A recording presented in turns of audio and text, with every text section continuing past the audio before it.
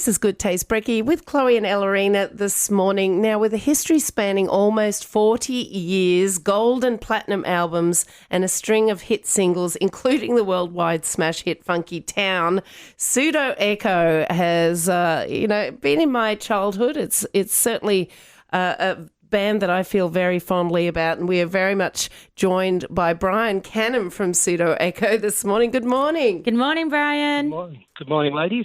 Great to have you on the show. Now, tell us about your time with Pseudo Echo. You guys have been around for 4 decades.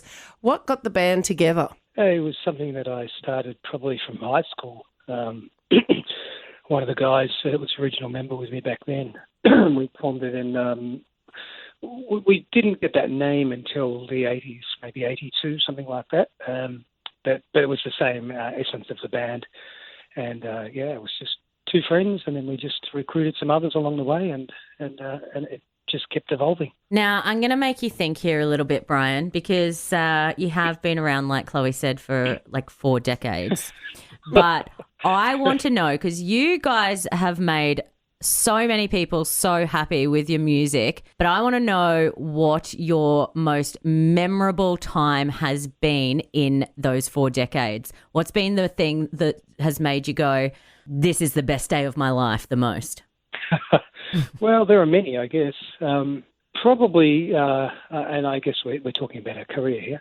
A lot of the travelling we did was a real highlight, especially our tour of the US.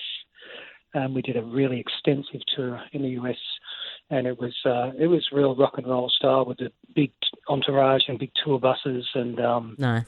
We were playing every night, and they were full houses, and it was fantastic. That's when you were actually allowed to travel.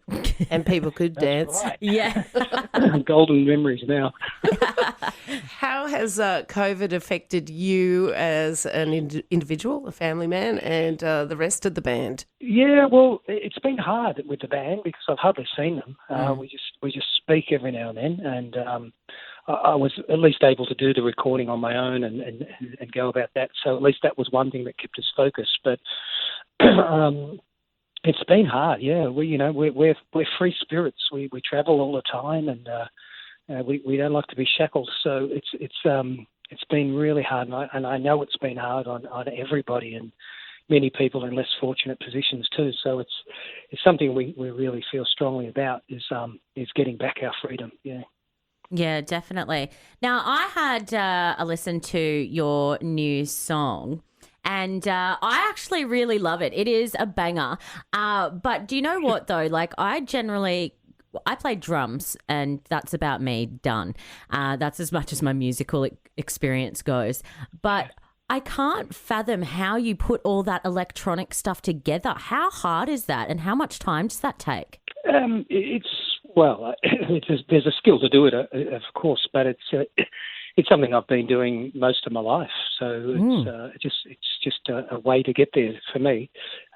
It's time consuming, and because I mainly work alone, I have to be very objective and don several hats along the way, and take on the role of each musician and producer and engineer and all these things that you have to do all together. So, wow. And especially in a time like this when you can't call people in to help you. So, yeah, you just need to be focused and objective, I guess.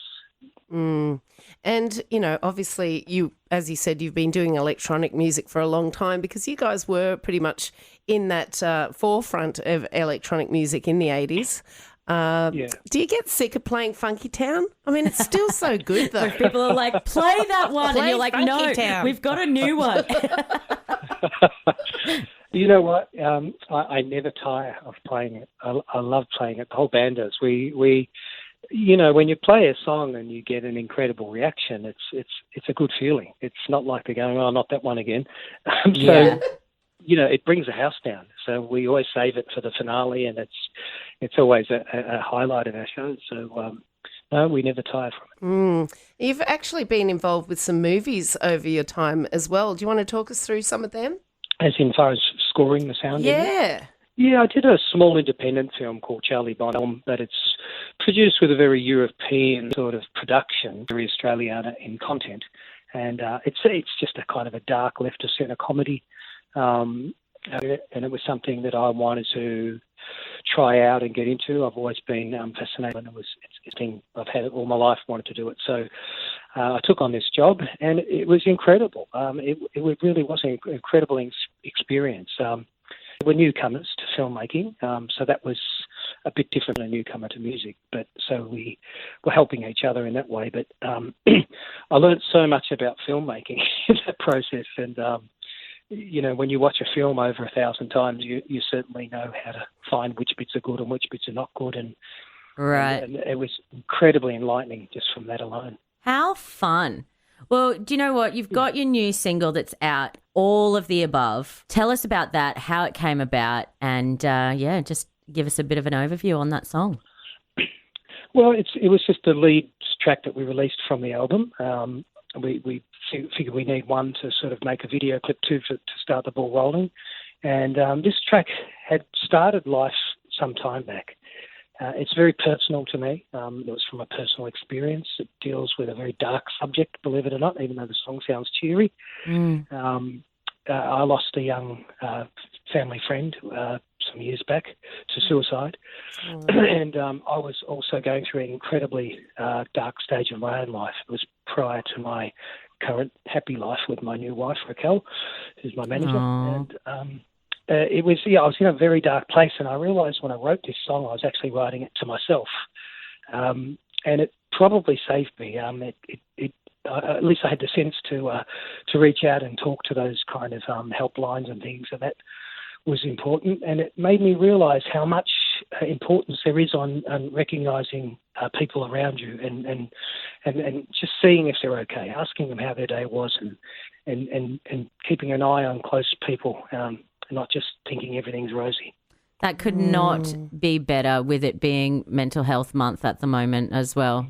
Yeah, we've lost over 3,000 people in Australia alone to suicide. So what a poignant topic to address in a song. And look, we are just so grateful to have you here this morning. Thank you so much for joining us, Brian Canham. We're going to play your single right now, All of the Above. Thanks, guys. That's great.